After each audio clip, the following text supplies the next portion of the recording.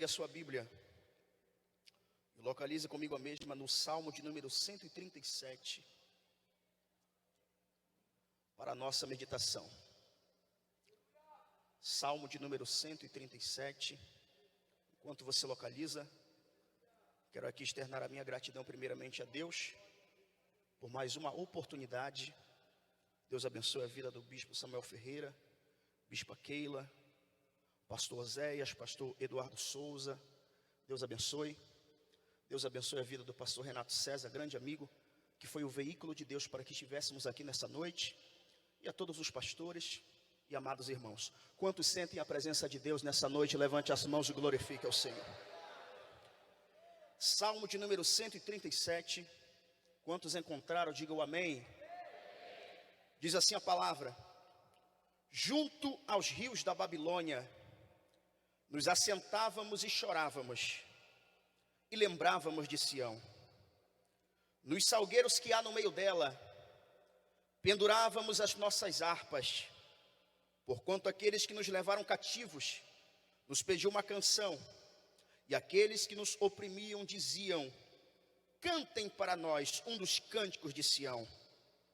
Mas como entoaremos o cântico do Senhor em terra estranha? Até aqui. Assentai-vos por gentileza, glorificando e adorando ao Senhor. Salmos eram canções, cânticos, louvores.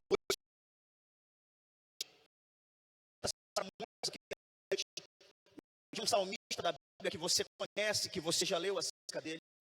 Eu tenho plena convicção que grande parte dos irmãos falariam acerca do salmista Davi, porque Davi foi o maior compositor de salmos da Bíblia Sagrada. Aproximadamente 74 salmos da Bíblia foram de autoria de Davi, inspirado por Deus.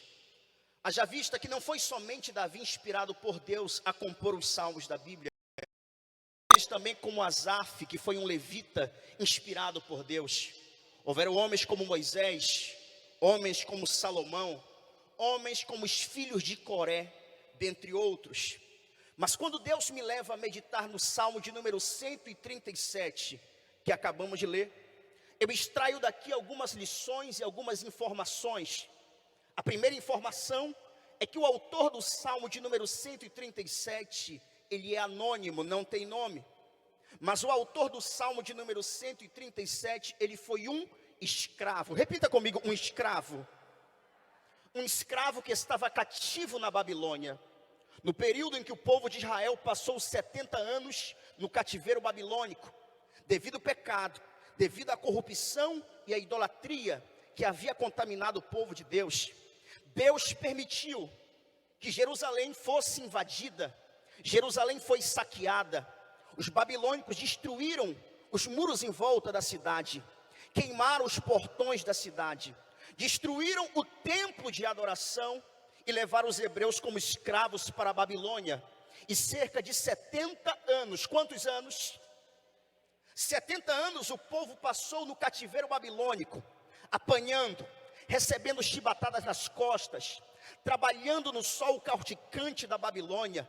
E é neste período que este homem vai escrever este salmo, porque ele está contando aqui a sua experiência, o seu testemunho, aquilo que ele fez. E começa da seguinte forma: junto aos rios da Babilônia, nos sentávamos e chorávamos e lembrávamos de Sião. O interessante é que ele não começa dizendo junto aos palácios da Babilônia, ele não começa dizendo junto aos montes da Babilônia, mas ele começa dizendo junto aos rios da Babilônia. Observe, primeiro ele se aproxima dos rios da Babilônia, porque era normal, no final da tarde, os hebreus se assentarem à beira dos rios para descansar. Primeiro, ele se aproxima à beira dos rios, e duas coisas acontecem: eles começam a chorar e se lembram de Sião. Eu vou repetir para você gravar: eles começam a chorar e se lembram de Sião. A pergunta que eu faço aos irmãos nessa noite: por que eles começam a chorar? Quem aqui já se assentou à beira de um rio, levante as mãos. Quando você se assentou à beira de um rio, que você teve, você olhou para as águas do rio e você viu o teu reflexo sobre as águas. Quem já teve essa experiência, levante as mãos. A pergunta que eu faço aos irmãos nessa noite: por que ele começa a chorar quando está à beira dos rios da Babilônia? Imagine, ele está sentado à beira dos rios. E por que ele chora, pastor Paulo? Porque quando ele olha para as águas refletiram aquilo que ele era. Você não entendeu, vou repetir. Por que ele chora? Porque quando ele olha para as águas do rio, as águas refletiram a imagem de um escravo. Ele está sendo confrontado por aquilo que ele era.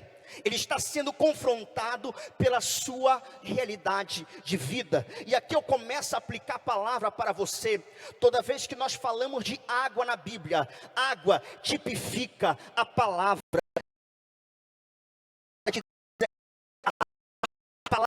Limpa, a palavra lava, a palavra purifica, a palavra reflete. Você é diante da palavra de Deus.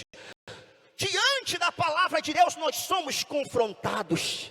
Diante da palavra de Deus nós nos deparamos com a nossa realidade de vida, porque a palavra nos confronta. A pergunta que eu faço para essa igreja nessa noite: diante da palavra de Deus, qual tem sido o teu reflexo? A Babilônia ou a Cristo? O mundo ou a Cristo? Diante da palavra de Deus, qual tem sido o teu reflexo? Alguém que foi liberto pela cruz ou alguém que está escravo na Babilônia? Sabe que Deus está dizendo: a minha igreja não pode refletir o mundo, a minha igreja não pode refletir a Babilônia.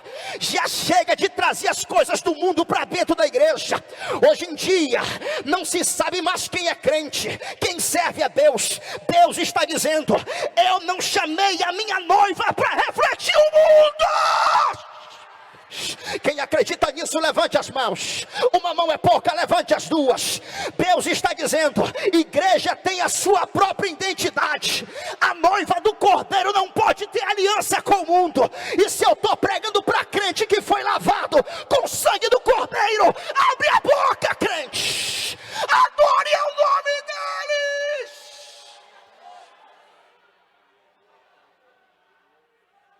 Olha para o irmão que está do teu lado, segura na mão dele, balança ele e diga assim: Deus não te chamou para ser escravo.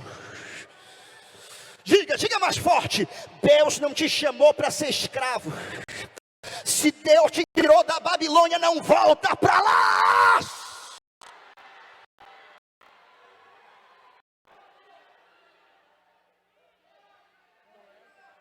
Não adianta dizer que serve a Deus, não adianta dizer que cultua Deus. Aqui na igreja canta louvores, mas quando chega lá fora não pode ouvir a música do Gustavo Lima.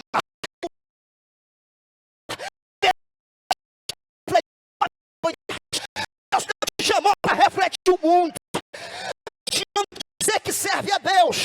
E tem crente que diz assim: pastor, eu vou namorar com quem não é crente, porque eu namorando com quem não é crente, eu vou trazer ele para a igreja e ele vai se converter. Quem foi que te falou que namoro é evangelismo? Não é beijando na boca que tu ganha alma, é pregando a palavra. Segure na mão dessa pessoa que está do seu lado, segure, levante o braço dele o mais alto que você puder. Deus me trouxe aqui de Belém do Pará, berço do Pentecostes, para profetizar.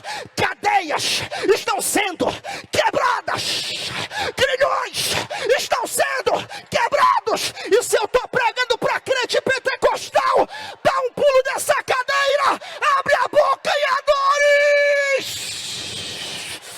Receba esta graça, receba esta graça. Eu dou um minuto para você adorar o nome do Cordeiro.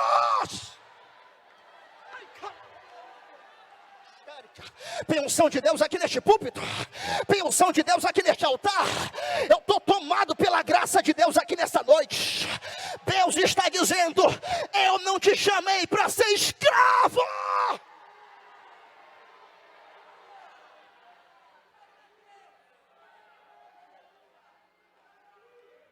Aleluia, aleluia. Aleluia.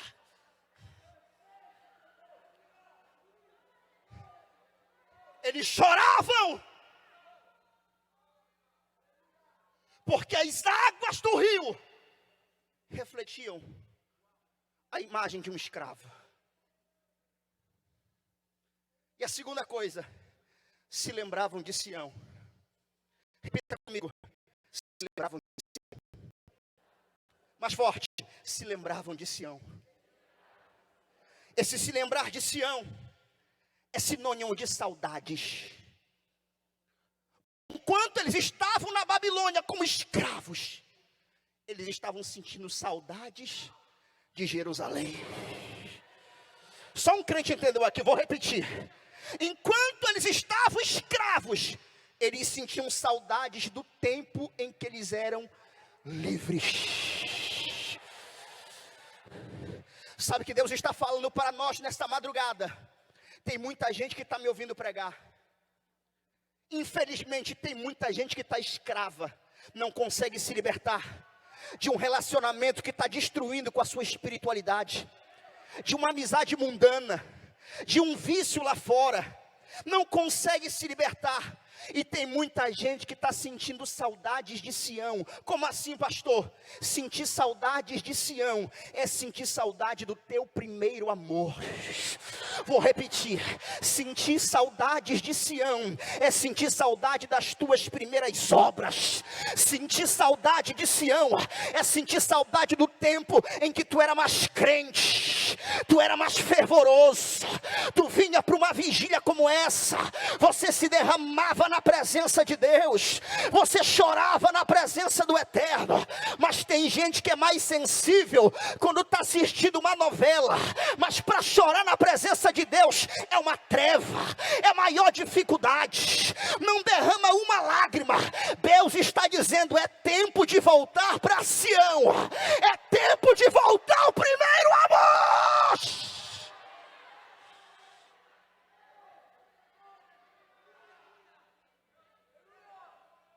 Se lembrar de Sião é se lembrar do dia que você entregou a tua vida a Cristo. Você queria falar de Jesus para todo mundo. Se lembrar de Sião é se lembrar de quando você se trancava no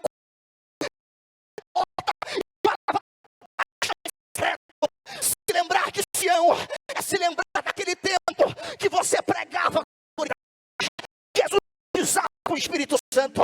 Quando você abria a boca para cantar, a glória de Deus descia. Deus está dizendo, lembra-te onde caíste e volta ao primeiro amor. Quem crê, quem crê, quem crê, levante as mãos, levante as mãos.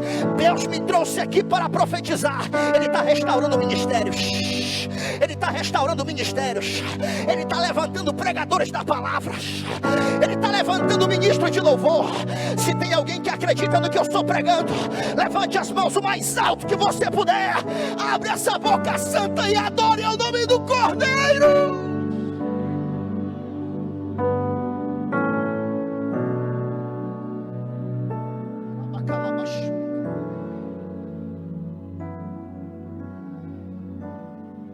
Olha para cá. Lembra do filho pródigo? Gastou tudo que tinha com prostitutas, com falsas amizades. E quando ele está no chiqueiro, cuidando de porcos, a Bíblia diz que ele começou a desejar as bolotas que os porcos comiam. Mas ele sente saudade da casa do pai. E sabe o que ele fala? Quantos trabalhadores da casa de meu pai têm pão com fartura, e eu estou desejando comida de porco. Pastor, não estou entendendo. Olha para cá. Ele sente saudade que na casa do pai tem pão com fartura. Uma das primeiras coisas que fez o filho pródigo voltar para a casa do pai, ele sente saudade que lá tem pão.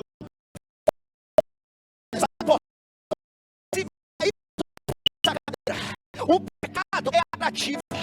O que o mundo oferece é atrativo, mas um detalhe: é bolota, é alfarroba.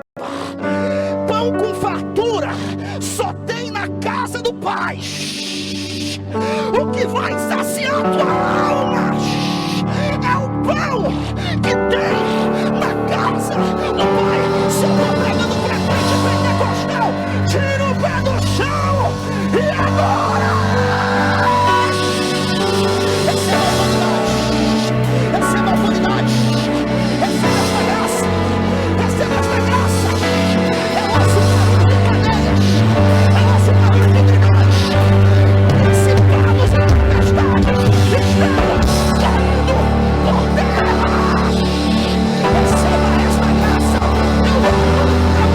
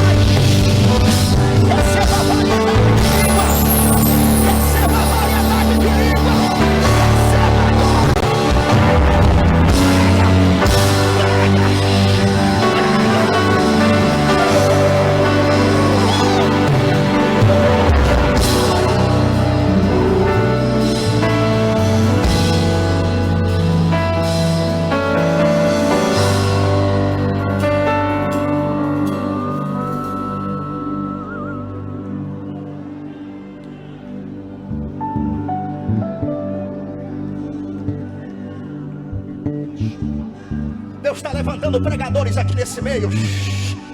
Deus está levantando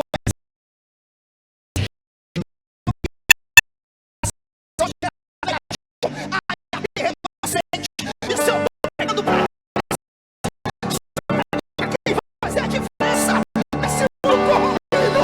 Abre a boca quente agora, o nome dele.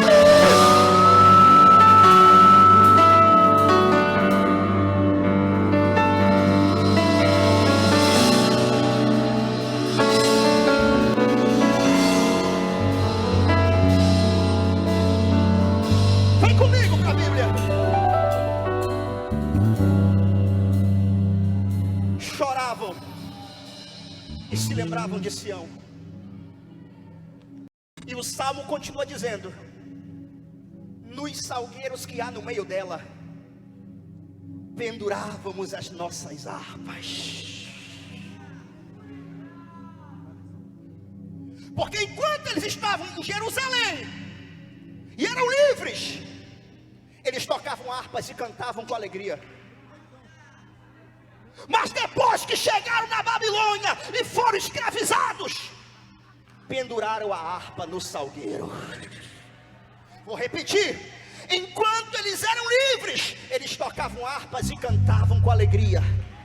Depois que se tornaram escravos, penduraram as harpas no salgueiro. Harpa fala de talento. Eu estou pregando, você está me ouvindo. Eu estou tocando a harpa que Deus me deu. Quando você abre a boca para cantar, quando você faz algo para o reino de Deus, você está tocando a tua harpa. Sabe o que Deus está dizendo? Escravo não tem motivação para nada. Sabe o que Deus está dizendo? Tem pessoas que faziam e não fazem mais. Tem pessoas que eram tocha na presença de Deus e não são mais. Harpa pendurada. Pregava, não prega mais. Harpa pendurada. Cantava, não canta mais. Harpa pendurada. Mas Deus está dizendo: se você pendurou a tua harpa, ainda há tempo de voltar a tocá-la. Vou repetir isso aqui: se você pendurou a tua harpa, ainda há tempo de voltar a tocá-las. Ainda há tempo. Todos nós aqui, segura para toda a glória.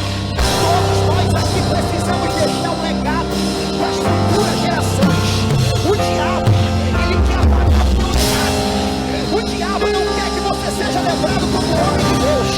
Mas Deus está dizendo: você vai ser como o Paulo, que antes de morrer ele disse para Timóteo: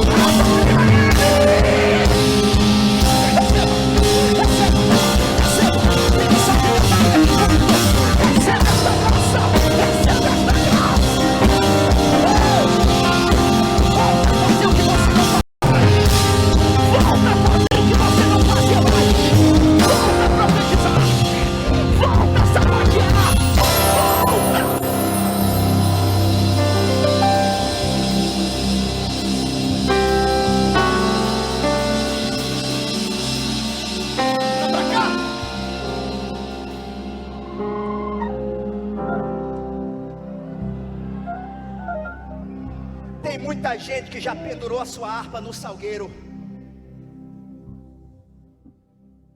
Mas lembra quando Paulo, antes de morrer, escreve para Timóteo? Paulo está dizendo: Timóteo, eu vou morrer. Vão me matar, Timóteo.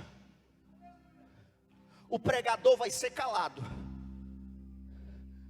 mas a mensagem vai continuar sendo pregada. Vou repetir porque teve gente que não me entendeu. Vão matar um Paulo, mas Deus vai levantar um Timóteo. Podem matar quem quiser, Deus vai levantar discípulos.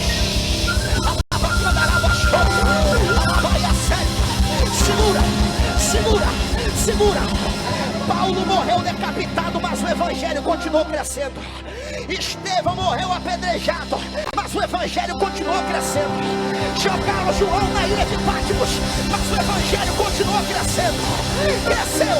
E se eu estou pregando para quem Deus vai levantar essa geração, não pulo. Receba autoridade. Prega. Olha. O Espírito de Deus está sobre nós. O Espírito de Deus está sobre nós. A unção de Deus está sobre nós.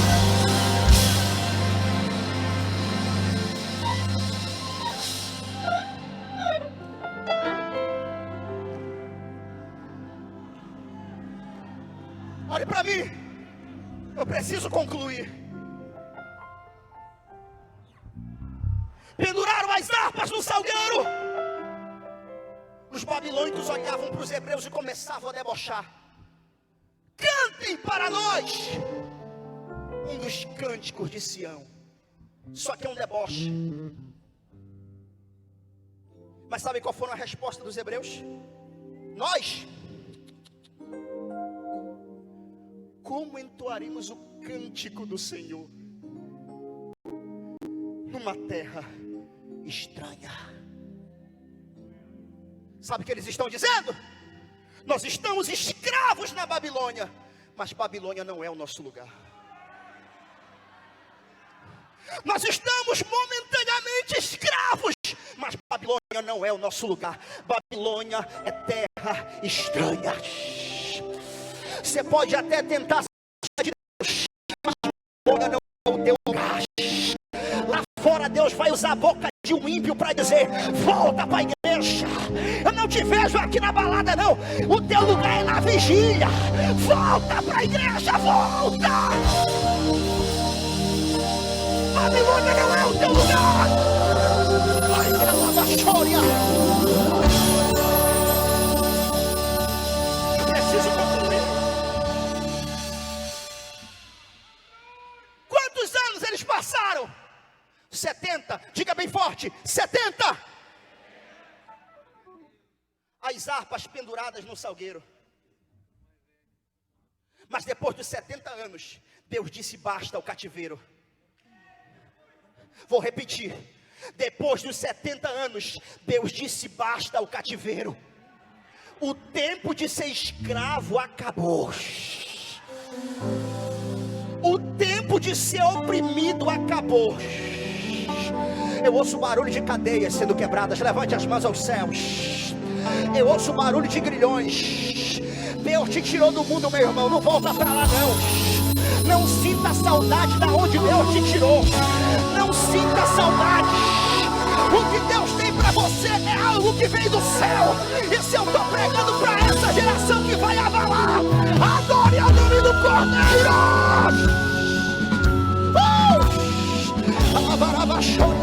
Segure na mão dessa pessoa e levante ao céu mais alto. O mais alto. O mais alto que você puder. O mais alto que você puder. Isso. Fica em pé, fica em pé, fica em pé. Alabarabaxoia. Levanta o braço desse crente. O mais alto que você puder. Alabacalabaxoia. A unção de Deus vai passar de um por um aqui, ó. Vai passar de um por um aqui, ó. Volta a fazer o que você fazia. Volta a fazer o que você fazia. Volta. Dá um pulo, crente. Dá um pulo, crente.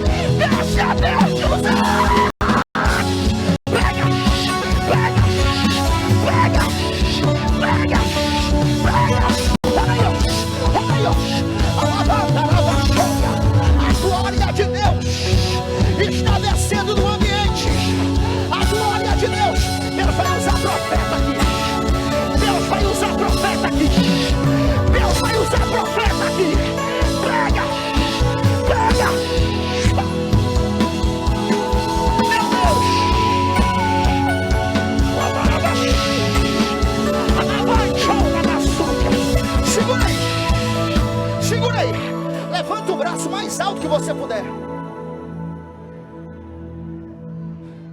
70 anos depois, Salmo 126. Quando Deus restaurou a sorte de Sião, nós estávamos como aqueles que sonham. A nossa boca se encheu de riso e a nossa língua de cântico. Deus está colocando um novo cântico nos teus lábios. Ai, levanta o braço desse crente. Eu vou contar de 1 até 3. Quando eu disser 3, você vai voltar a fazer o que você nunca mais fez. Deus vai te dar variedade de língua. Deus vai te dar profecia. Deus vai te dar visões. E no 3 a banda entra forte. Lá vai. No 3 você tira o pé do chão, dá um pulo para cima. Deixa Deus te usar. Jesus está restaurando ministérios.